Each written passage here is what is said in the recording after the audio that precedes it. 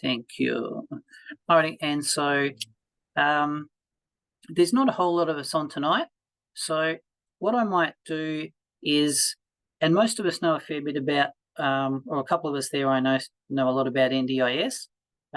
So I might start with just the Mark's questions that we were just running through, because it covers a lot of the introductory and the bases and the hesitation as to why people don't do NDIS.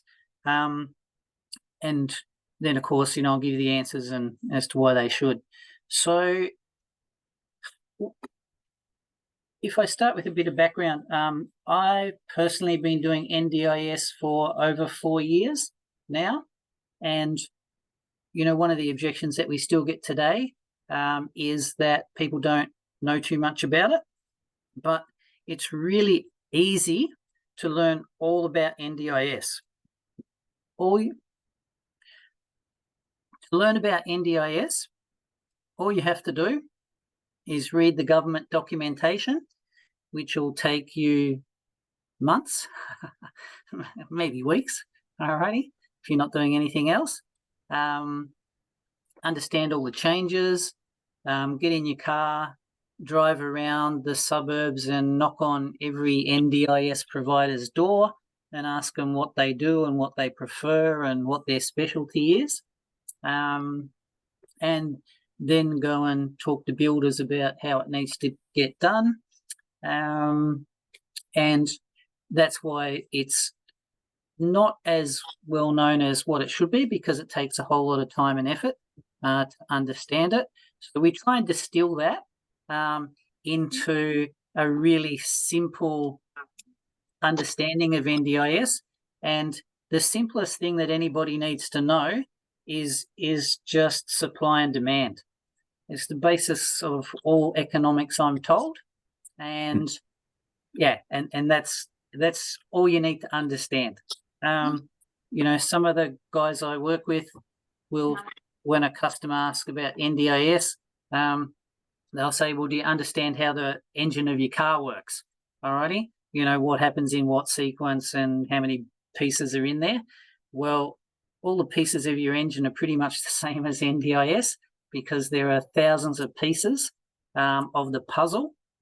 But all the investor, I shouldn't say needs to know, is that they get a lease from us. That lease usually has a rental guarantee attached with it as well. So worst case scenario is covered, that you're still not going to lose money. And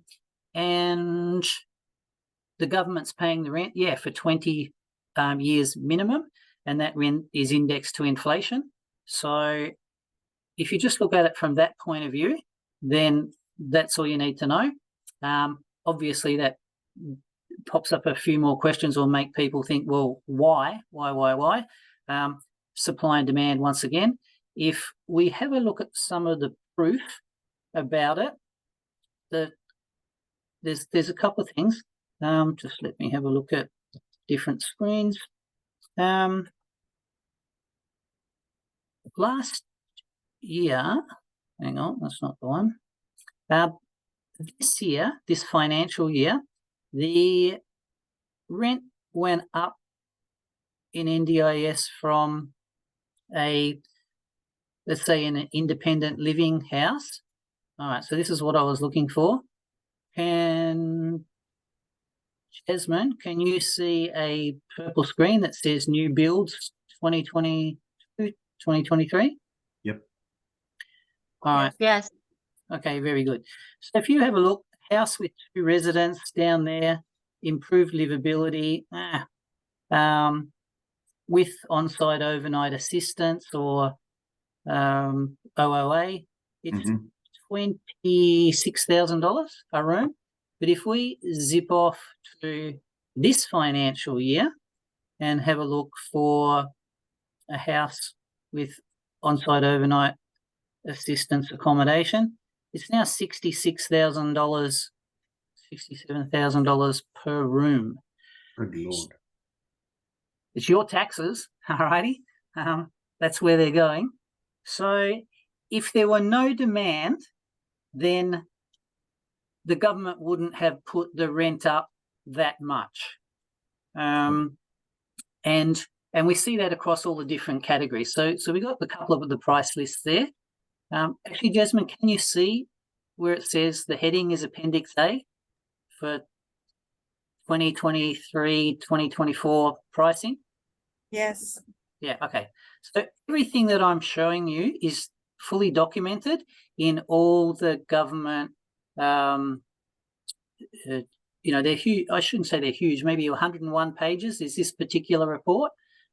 So you don't have to believe anything that I say because everything is documented.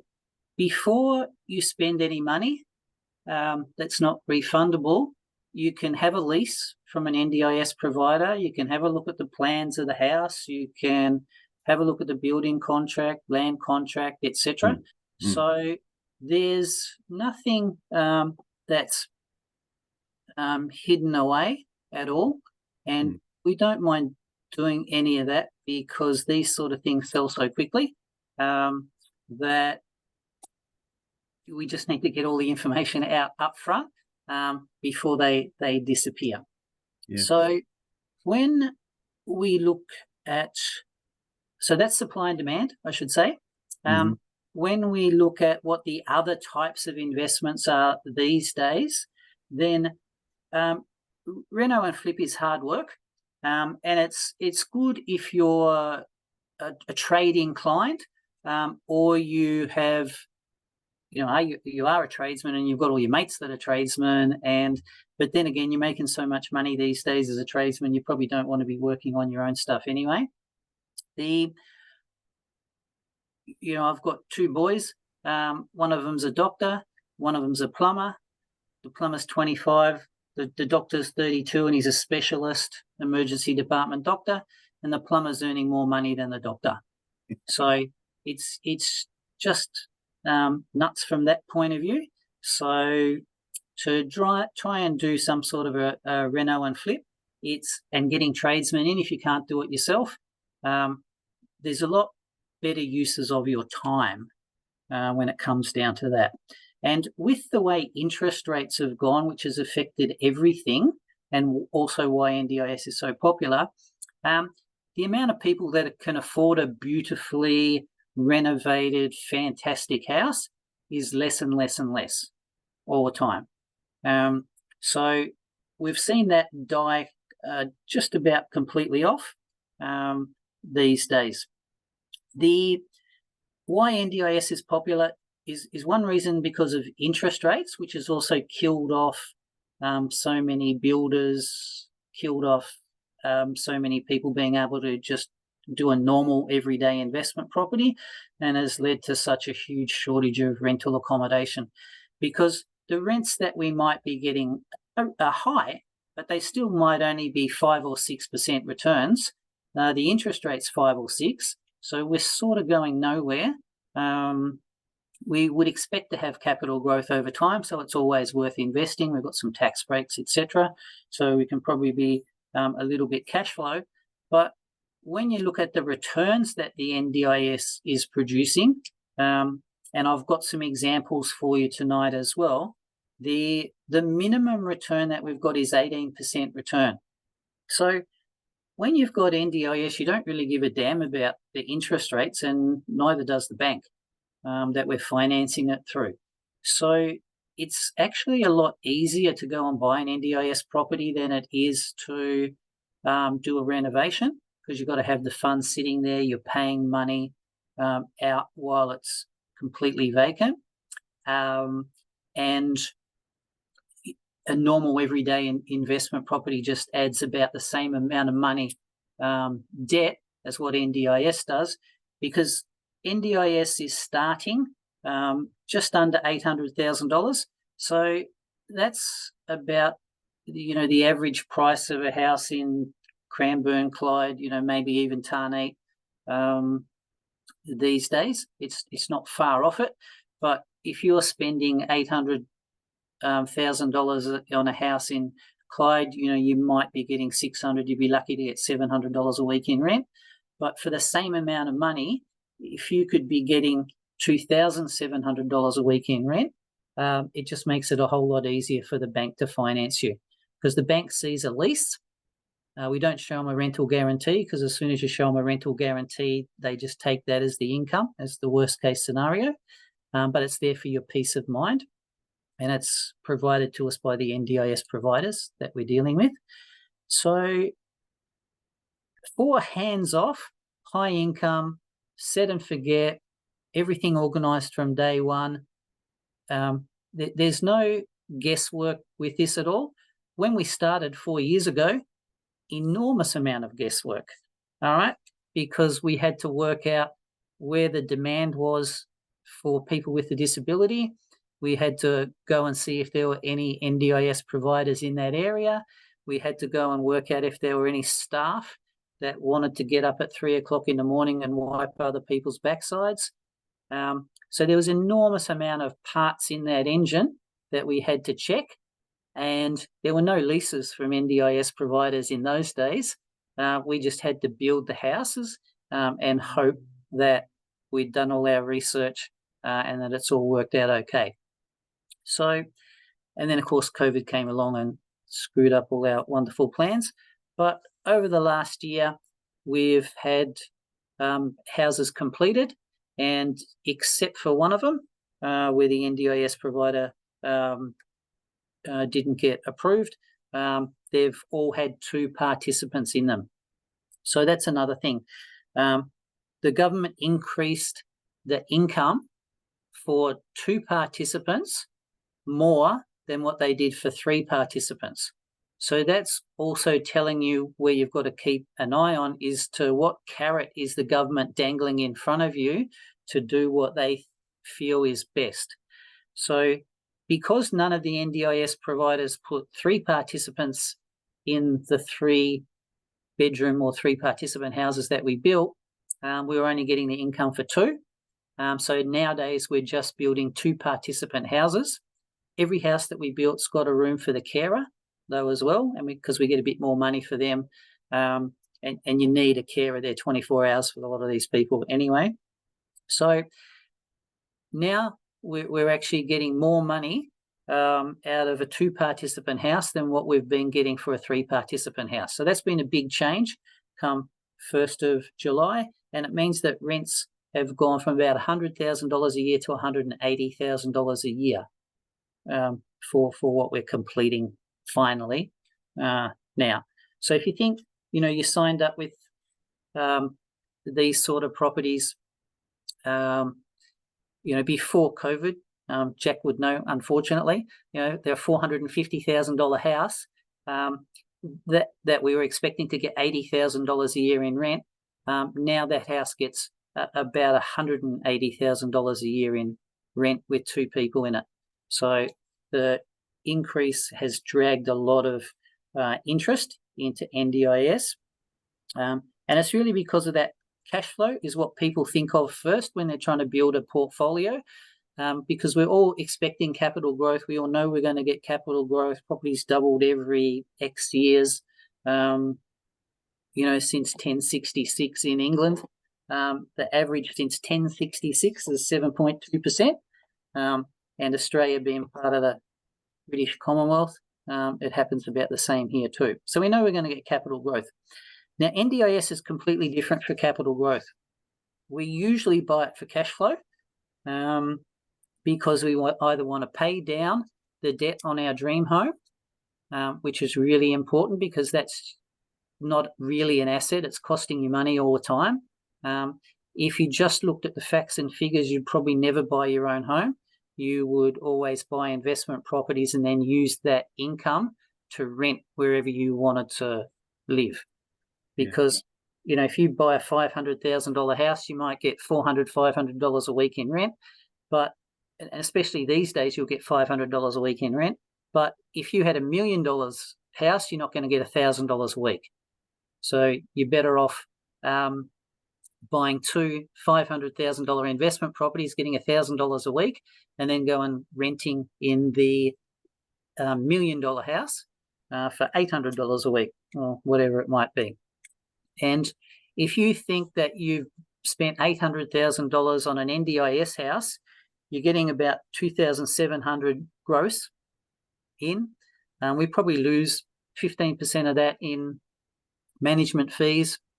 Then we got rates, insurances, that sort of thing. So even if it's just $2,000 a week, well, it's going to be more than that. But for $2,000 a week, you can rent a $6 million house in Sydney, I think. I was having a look. So it's $100,000 a year. Yeah, you can rent a $6 million house overlooking the beach in Sydney. So quality of life can be dramatically improved if we just look at the numbers. And so that's definitely an answer as well. Very importantly, and we don't usually talk to people about this at the start, is capital growth. NDIS finance is not residential finance. You can't go to Commonwealth Bank and say, I want to buy an NDIS house. They'll certainly let you, but we're building these houses in a street full of other 4-bedroom houses. And so the bank looks at it as or the Commonwealth Bank looks at it as just another 4-bedroom house in a street full of 4-bedroom houses. And so the build cost might be valued at $350,000, whereas our build cost is $650,000. So you're just going to get a 90% loan against $350,000. But if we go to a commercial finance company, they'll give us a 90% loan in people's personal names against the $650,000 build cost. To answer the question about insurance, it's about $3,000, $3,500, depending on the area where the houses are located. So that's going to be your cost, not the NDIS provider's cost. And that's pretty comprehensive insurance. It covers things like malicious damage, and I believe it covers uninvited guest as well. So if you've got a crazy person in the house and they're kicking the walls in, the insurance still covers it. Not like the, $1,000, $1,400 insurance policies. So it's a bit more.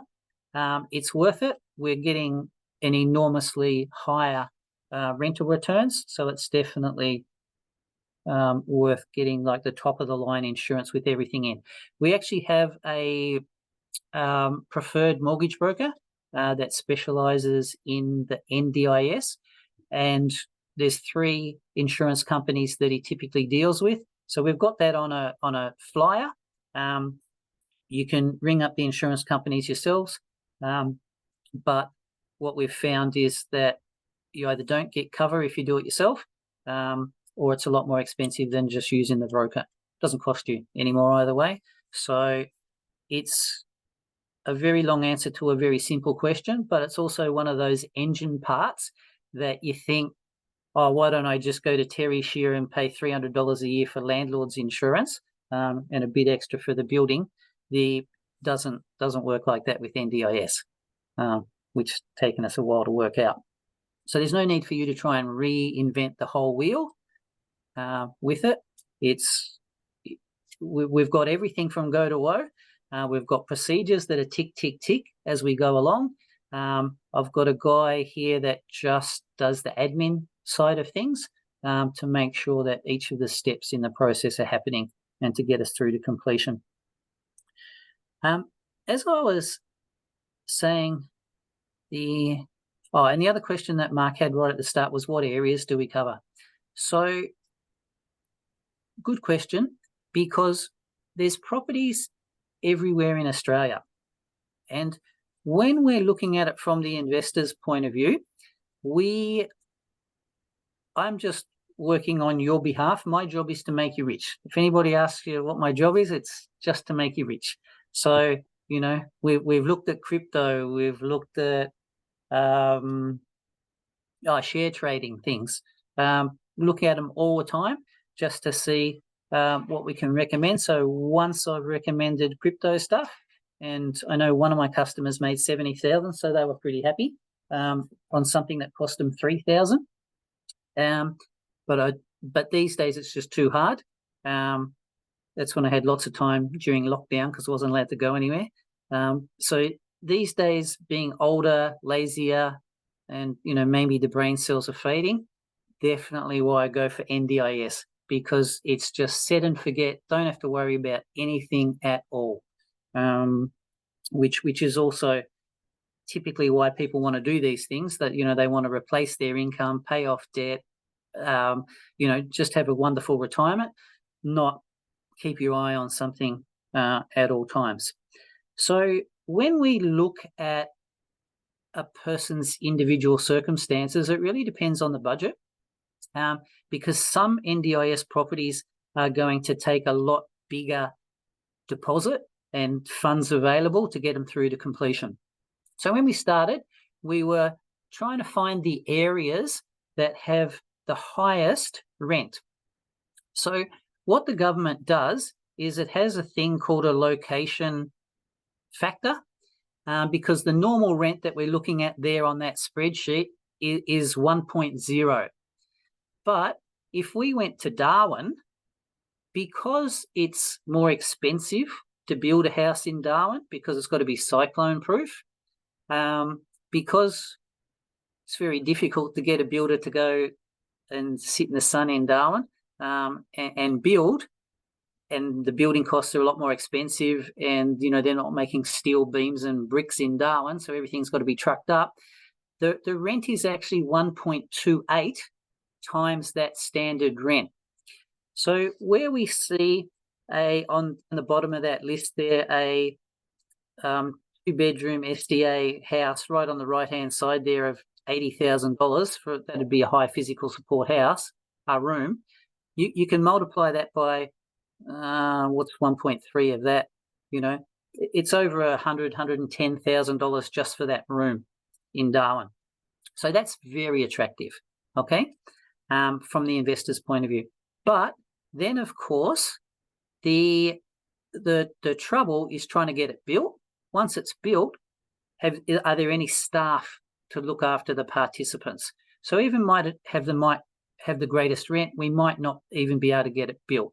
And so that's also a factor that we take into account when we're making recommendations. I'm going to get to capital growth in a minute because that'll get you all really excited. But the rents are so high we'll run through a spreadsheet on that now, which will actually answer that question. So, all right, so what we've got to do is just share a little spreadsheet that I've got, and it sort of explains why, apart from the supply and demand issue. Hang on. I hope these boxes are not covering up your screen. Just try and move the chat to the side. Jasmine, can you see a spreadsheet? Yeah. All right. Now, the rents are not high because of anything to do with damage or expected damage. There's a category of people with disability called robust, which are the crazy people that some of them are, that might have fried their brains with drugs, might be drunks all the time, alcoholics, might just have behavioural issues, might have a brain injury, whatever reason, they can just be crazy. So they're the horror stories that you hear about with NDIS. They're the ones that are standing on the roof of the house throwing tiles at passing cars. That's the robust category. And so if you were an investor, last year you would never have built a house for a robust category person, because if they were one of the crazy ones, you could only put one of them in a house. The rent that you got for that room was about $40,000 a year, but then you had 3 vacant bedrooms, not generating an income. Whereas for the same price, because remember that house has to be indestructible, so there's no way that house can actually be damaged. The TV's behind perspex sheeting, there's no picture hooks, there's nothing hanging on the wall so that they can't hang on the wall. There's no way that they can injure themselves in that house. The drawers get all locked, the rooms get locked. Some rooms don't even open without facial recognition, so they can't get in there. And the walls are fireproof, bomb-proof, and in Darwin and parts of Queensland, they're cyclone-proof. So there's no way a crazy person can damage that house.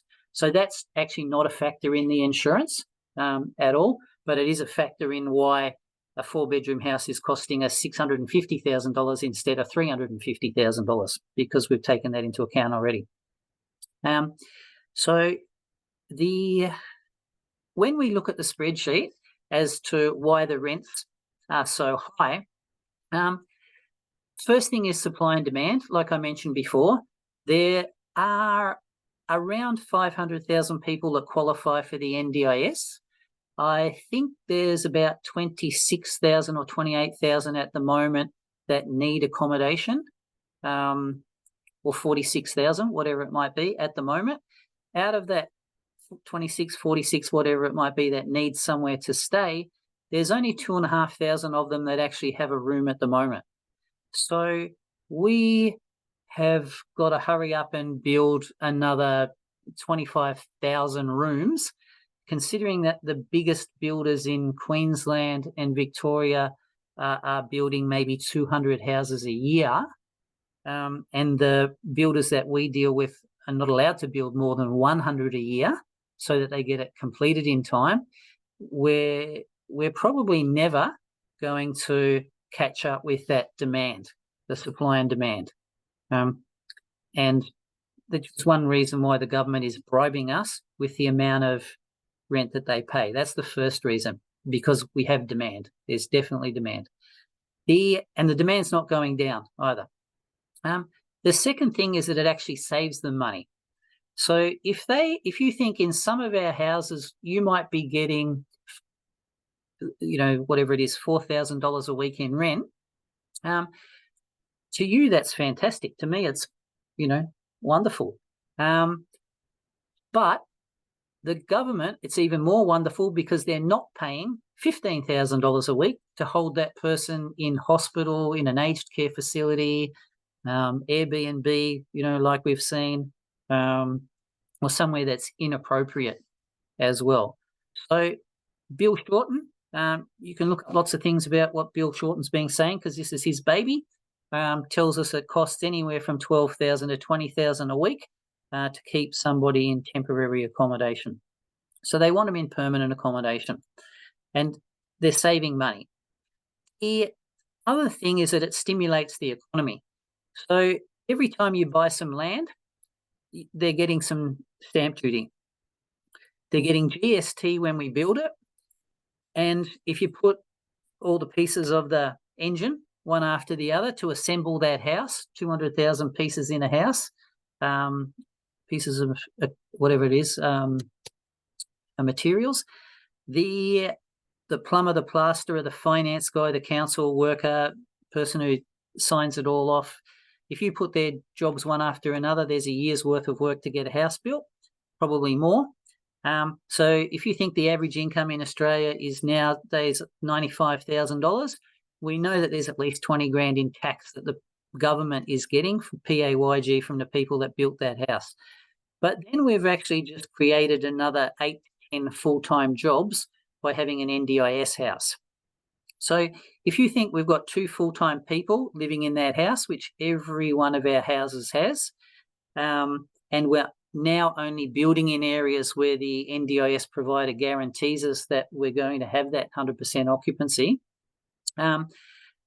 if each of them just needs one carer, and many of them will need more than one carer, that's 3 8-hour shifts a day.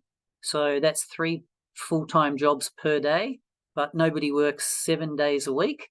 So that's 6 people a day, plus a couple of extras for the weekends, holidays. So that's probably 8 carers.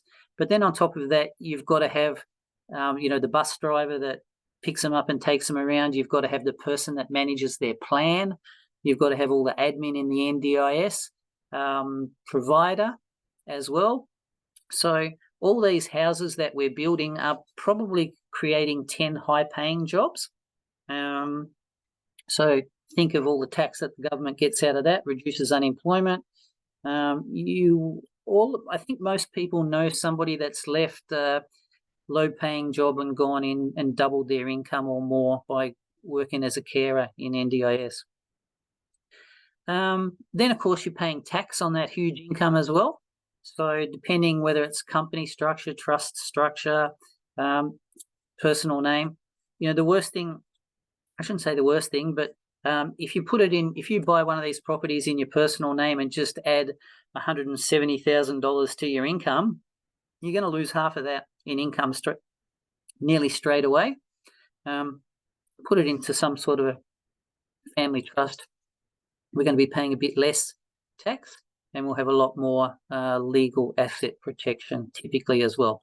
So government knows it's probably going to be giving you whatever $170,000, $200,000 a year, but it's getting straight back every payday, a bit more as well. And then, of course, you've got the profit from the NDIS providers. So some of the highest plans for fully disabled people might be $2.5 million a year that they're getting for all their therapy to help them recover, doctor's visits, physio, blah, blah, blah. And if you think an NDIS provider might be making 40% gross profit out of that income, that's why they want to give us a lease. That's why they don't care about giving us a rental guarantee, because if they've got two of those people, highly disabled people in a house, and they've got $5 million worth of income and they've got $2 million worth of gross profit, happy days for them. Let me know if you ever see an NDIS provider driving around in a car that's not brand new. So when you add up all the money that the government is making out of it in taxes, typically, it's well over $500,000 for every one of these houses that we put up. And remembering that they're only giving you, maybe 200,000 of that. So if you follow the money, right, in any criminal investigation, that's what they should be doing, then you can see that they're making money, they're stimulating the economy. It's probably one of the only investments that you'd ever be able to find where it's just win-win-win all the way around. It's a very big pie, so people aren't trying to cut corners on anything.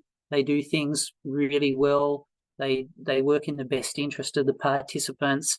There's a minimum specification for NDIS, but we go and talk to the NDIS providers and ask them what they want in the houses, and we build to their specifications.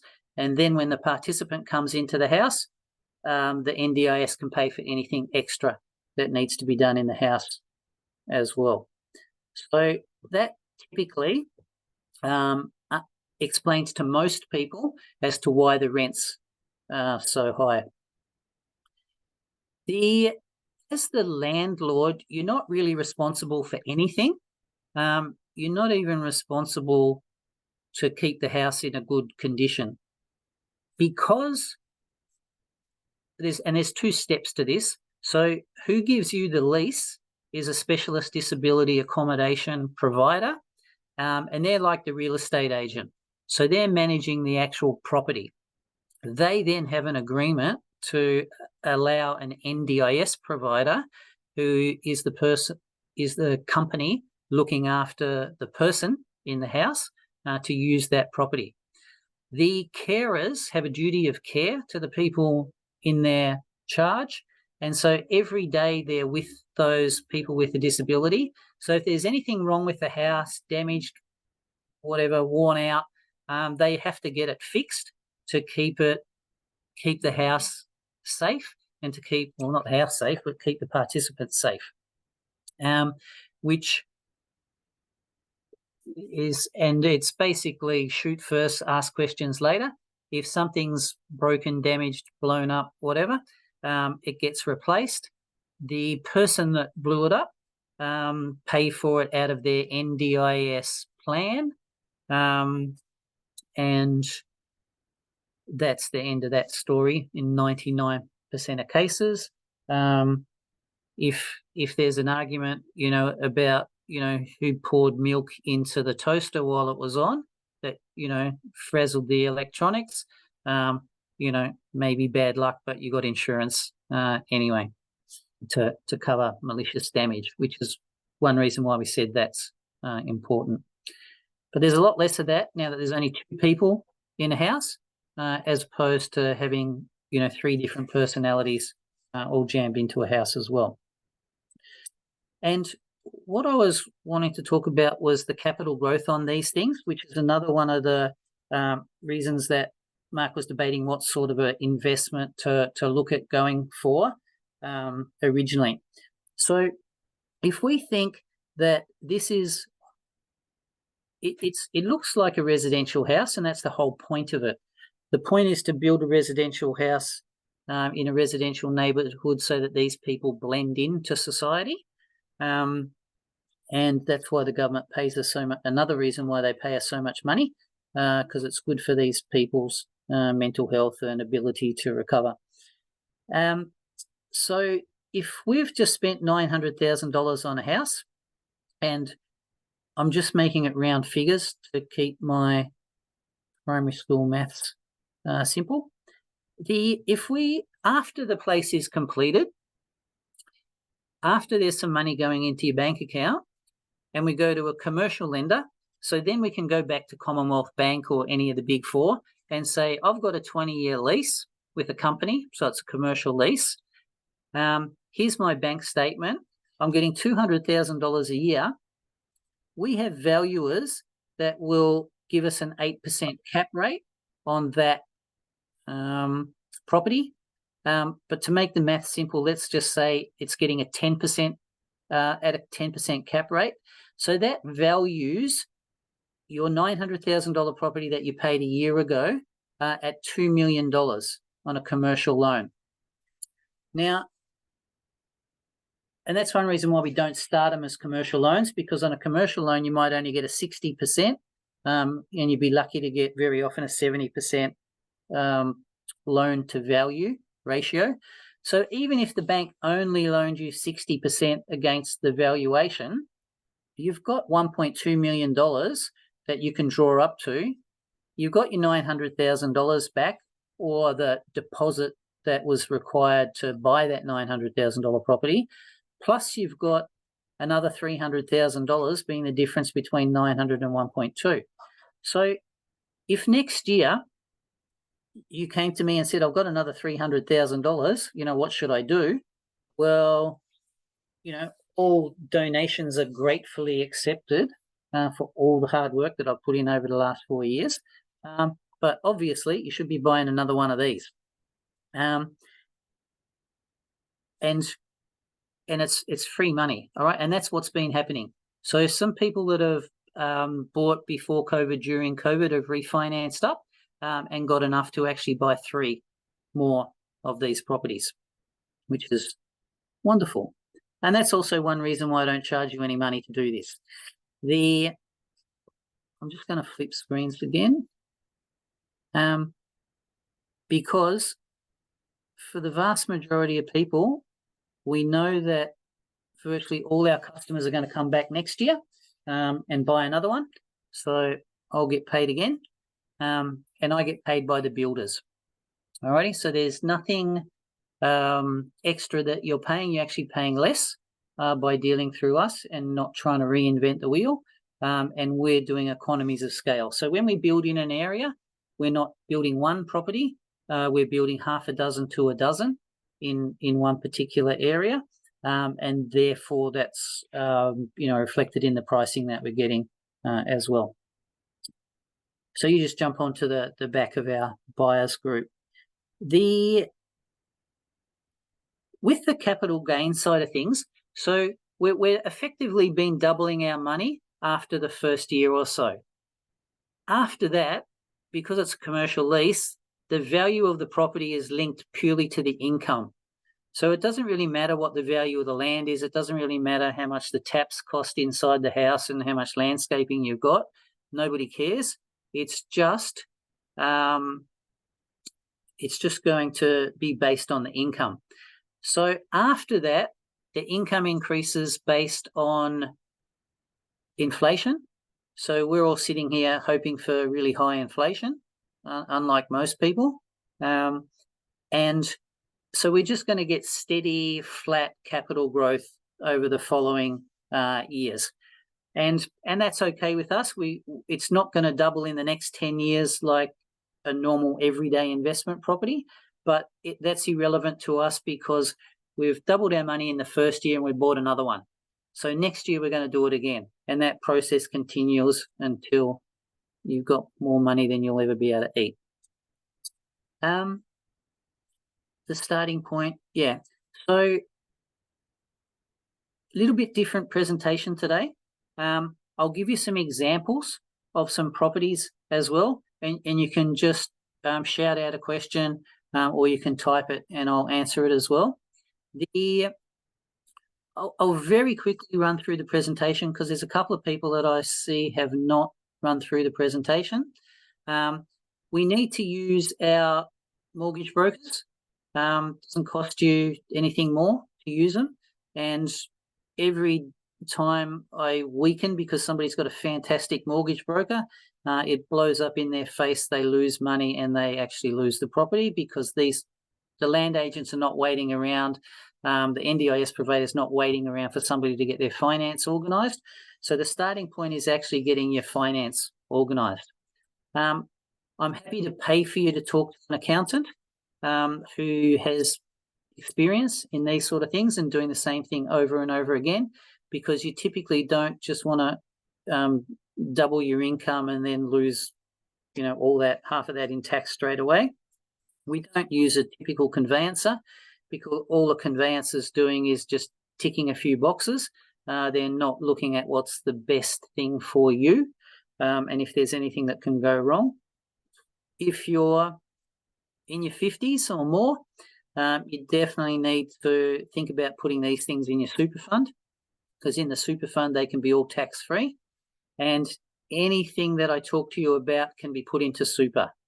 There are additional costs to putting it into super, and as a rule of thumb, you probably need about 40% of the value of the property in your super fund. So if we look at a $900,000 property, to get that into super, probably going to cost you about $350,000, something like that, because you're paying stamp duty twice. You're paying it on the land when we buy it. You're transferring it to a different finance company to get it built. Then you're buying it back. Your super fund's buying it back and paying the full stamp duty. But it can be done and very, very worthwhile as well. If I can actually email this presentation to people, so if people email me, then it has everything that I would typically run through with people, and it's got all the links to the government site. There's a video there that shows you exactly what the houses look like, and hence you understand why we're paying a lot more for them. It talks about the demand and the fact that the demand's not going down, and the reason for that is a lot to do with COVID. So COVID was actually fantastic for NDIS because it got all the people that weren't meant to be in nursing homes out of nursing homes, where so many elderly people were dropping dead. And it also got everybody out of hospital because the government thought that the hospitals were all going to be overrun as well. When we first started doing this 4 years ago, we were terrified just because it was an election promise. When the Liberals got in, they were going to turn it off. They actually increased the funding. Then at the last election, Labor increased it even more, and it's going up at 8% a year, I think. So it's not being cut down at all.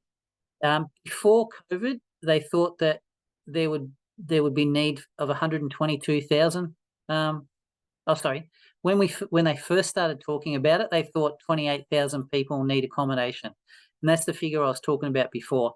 But by the time before COVID and before all these other disasters, there's actually 122,000 people that needed accommodation. So I underestimated it before. We need to build a whole lot more houses, which we're not doing. That was actually a little video about the minister of NDIS. So NDIS has its own minister. That's how important it is to the government.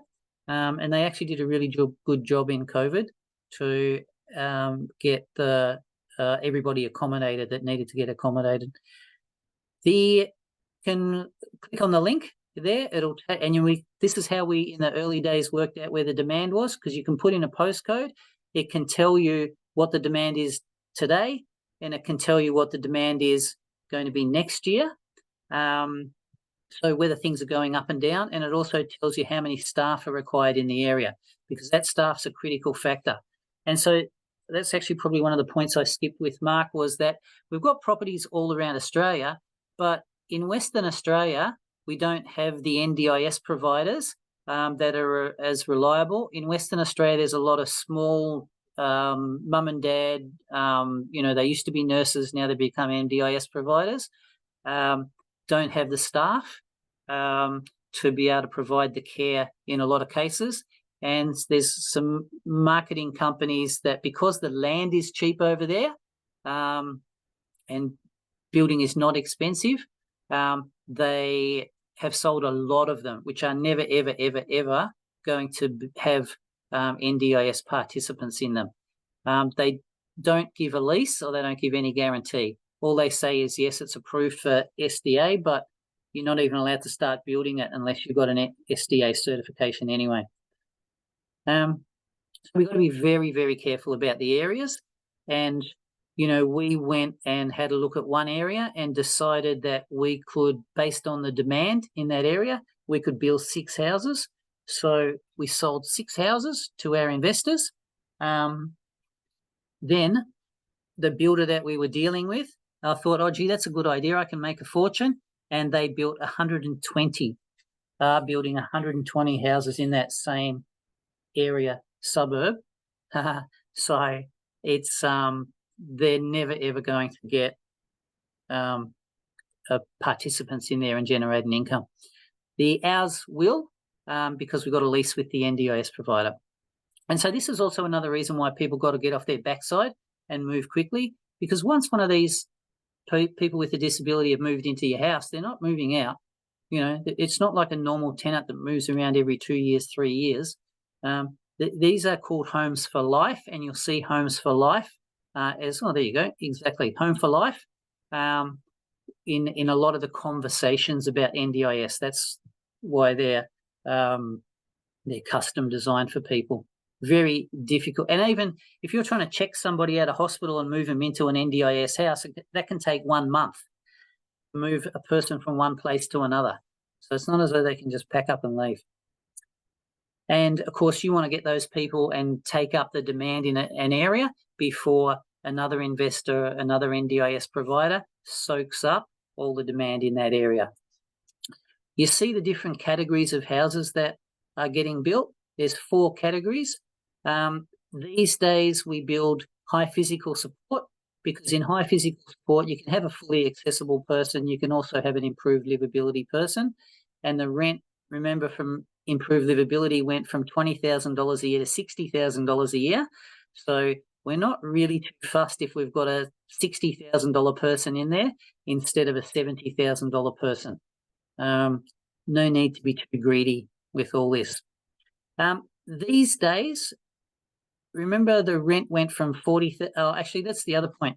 One of the houses that we've got gives us a profit share arrangement. So because the rent in a robust house is about the same as a high physical support house, you would never build a robust house, because you got the danger of the crazy people running around there beating up staff and staff not wanting to come to work and all that sort of thing. So you'd be nuts to do it if you could have, somebody sitting in a wheelchair all day that couldn't damage your house even if they wanted to, and you're getting more money for it. So we've done a deal with one of the biggest NDIS providers in Australia, who's called Cocoon, who share the profit on the house, because that way it encourages investors to build the houses for them. And they're making money. You saw how much income they might be making, or I touched on it before, the NDIS provider. So they're making hundreds of thousands of dollars more out of each house. And for them to pay us $250,000 for the houses, it's nothing in the overall scheme of things. So if we can buy a $900,000 house and get 250 grand a year, then there is no risk. We've got a lease, we've got a rental guarantee, we've got our insurance, and the house is built to be indestructible. So that's definitely one of our favourite options these days.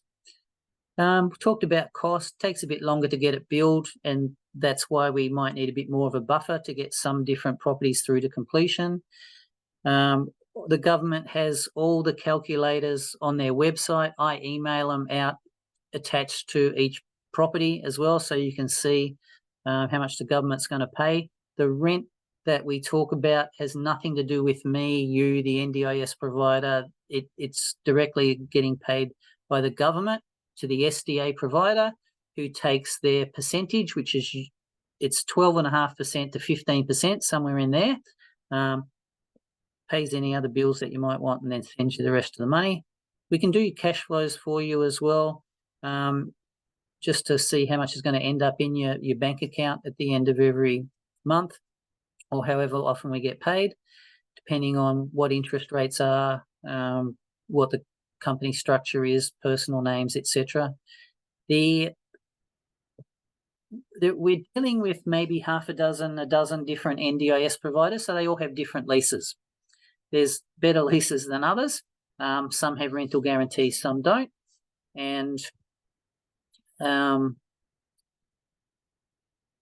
a few questions there. So the lease is clearly explained with every different property that we talk about as well. And then, of course, we've got all the links just to show what was going on. I'm just going to grab a couple of different options to run through. I might not have put them all up here. Let me have a look.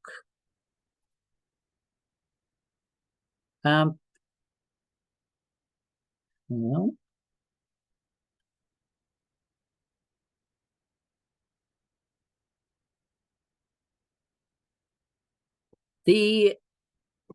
in Victoria, big demand, western suburbs.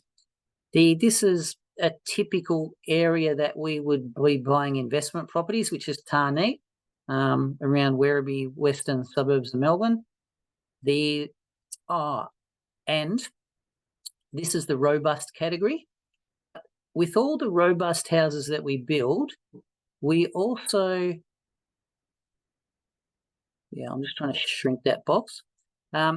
We also will, in a lot of cases, I shouldn't say every case, we'll build them with high physical support. So you might only put one robust category person in there, and you might just put an improved livability person in there as well to help keep up the income, because very often you don't put two crazy people together. You never put two crazy people together. But if you've got two people that just suffering from depression, which is more common, then that's no issue at all. That's an example. The difference is in anything that we talk about is really just the cost of the land. The building cost is usually it's $600,000 to $700,000, and the difference is usually the location, because as mentioned, it's a lot more expensive to build in Darwin than it is in Tarneit. Obvious reasons. So this would be one of the typical examples. We're just under $1 million. We've got our 20-year rental guarantee, and we're getting 250 grand a year. Now, there's a few of these. I shouldn't say a few, but there's a couple of these sort of properties that give exactly the same rent, 250 grand a year, but they're $100,000 less, and they're in not too far from the Melton Hospital. So as investors, you're usually trying to buy as close to a train station, a shopping centre, something like that. As an NDIS investor, you're usually trying to buy it as close as possible to the hospital. So these are not too far from a new hospital that's going up Werribee Way. I can't remember if they're 1 kilometre away.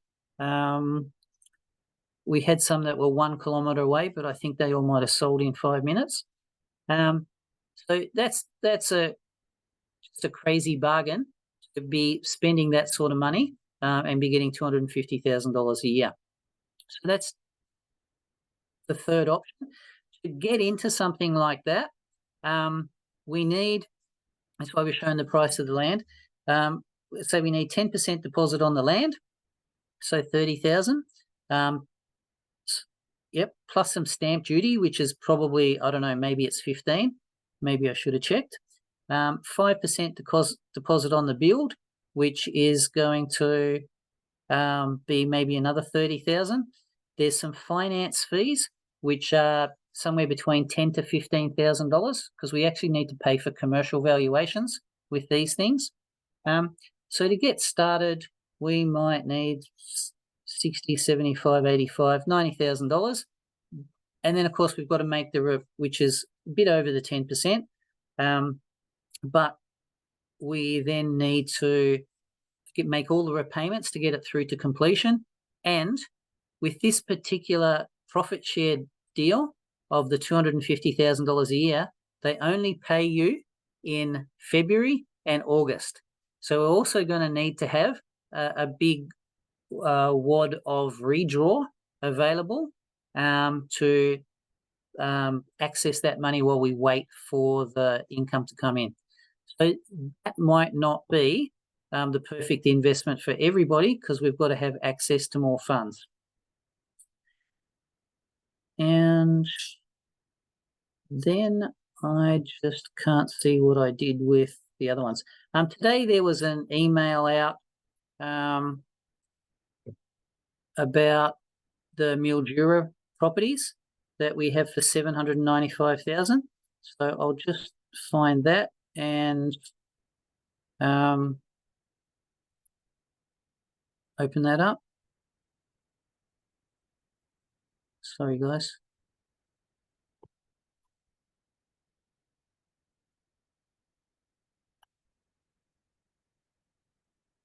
Actually, hopefully you've all seen it anyway.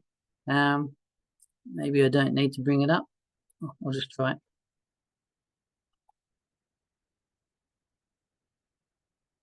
No, I've got my little chat box in the way. Anyway, there's some completed houses in Mildura, and it's emailed to everybody in the database. They're $795,000, and because they're completed, they would be fantastic for a super fund as well. The super fund would probably need about 200,000, maybe up to 250, 260, depending on how old you are, to get it all set up and through to completion. And once you hit 60, not working, all that income's tax-free. The income there's $141,000 a year. They're improved livability houses. So the NDIS provider in Mildura that we use is so desperate for accommodation, they bought 10 houses to house all their participants while they waited for us to build the houses that we're building in Mildura. But then they got the bright idea that they could actually modify these houses, because they were still being built. And so they've actually modified them to NDIS spec, which means that that's a fantastic investment for somebody that, wants a nice, safe, secure investment, because you don't have to worry about a builder going broke. You don't have to be buying the land, sitting on it, making stage payments as the builder builds each part of it. Once you've settled the property, which will probably take finance companies about 2 months these days, it's ready for the participants to move in. That gives us an 18% return, and fantastic for super funds. If you take into account that you probably need, like I said, a bit over 200,000 to purchase that property in super, and you're getting 140,000 in rent gross, that's a 70% return on the money in your super fund. So never, and that doesn't even take into account any of that capital growth either. So just from the straight out gross returns into your bank account. So that's unbeatable for super. Actually, I should have probably shared that, but anyway. it's poking around there. I just can't quite get it up. They're being completed. They're fitted out. You can actually have a look at the houses as well. They exist. The guys will take you through. So that's one of our options, and that's where we start. If you are buying it in your own name, you might only need a 10% deposit, $80,000. The stamp duty was about $43,000 on that. Some finance costs, which actually, they're not going to be 10 grand again because we don't have all the stage inspections to do. So we're up to about maybe 130,000 if you got the maximum LVR for something like that. But to get into a property that's giving you $140,000 a year back, so you've doubled your money in the first year. And then the next consideration was a standard NDIS house in Renmark in South Australia.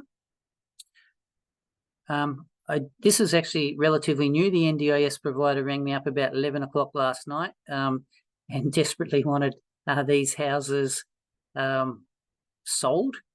Alrighty. They are being out on the Murray River, sort of 3.5 hours out of Adelaide.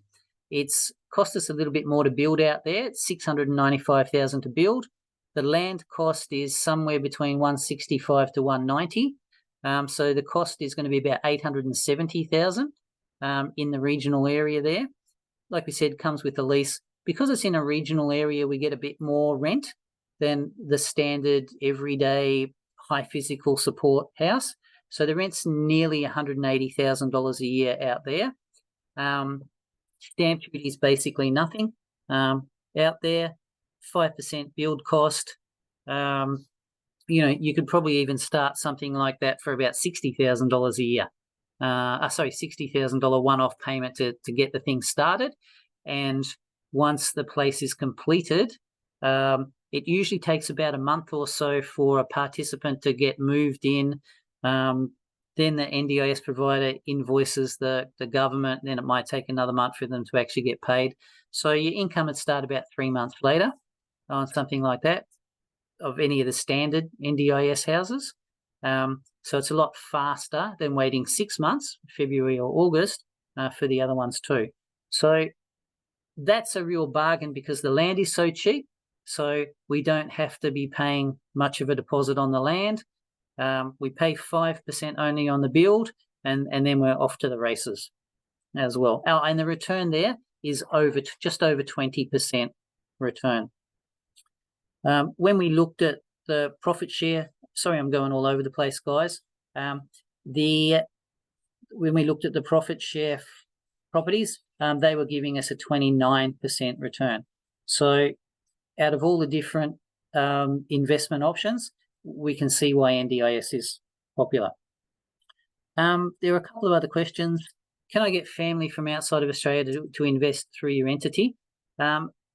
The answer is yes, but you're going to be paying a whole lot more tax. So that's an accounting question. I'm not allowed to answer it, but I've certainly seen how people do it by just having an arrangement with your relatives and you're owning it in your name, and whatever you do after that is up to you.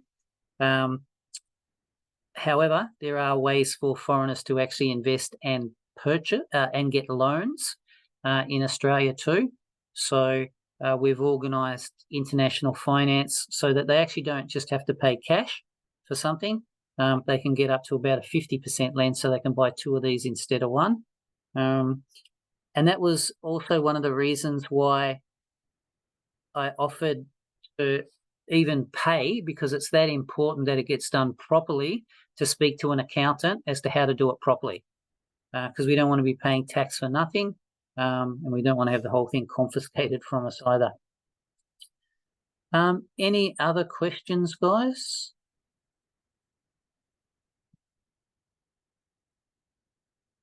All right, I'm going to please email me and that way I'll be able to email you the presentations and what I didn't get set up, the examples of the properties. Well, I can't find them. All right. Thanks very much for your time. Appreciate it.